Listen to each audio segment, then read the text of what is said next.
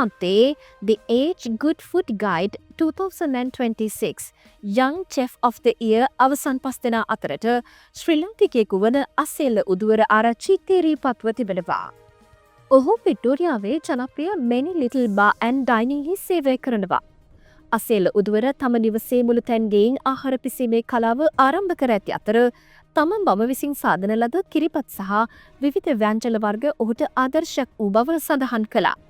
ඔහු පෙන්වා දෙන්නේ ශ්‍රී ලාංකික ආහාර විවිධ සුවඳ වර්ග සහ සම්ප්‍රදායන් මත පදනම් වී ඇති අතර එය තවමත් ඔස්ට්‍රේලියානු ෆයින් ඩයිනින් වෙත සම්පූර්ණයෙන්ම ඇතුළත් වී නොමැති බවයි.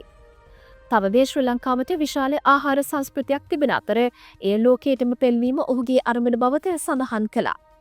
අවසන් පරණකරුවන් 5 දෙනා තෝරාගනු ලැබුවේ වයස අවුරුදු 30ට අඩු අයදුම්කරුවන් පිරිසකගෙන් වන අතර ආහාර පරිපාලන ක්ෂේත්‍රයේ නව ප්‍රවණතා ගෙන එන නිහතමානී යහපත් ආචාර ධර්ම ඇති සුපවේදීන් 5 දෙනෙකු අලිසන් වටේ සඳහා සුදුසුකම් ලැබුවා.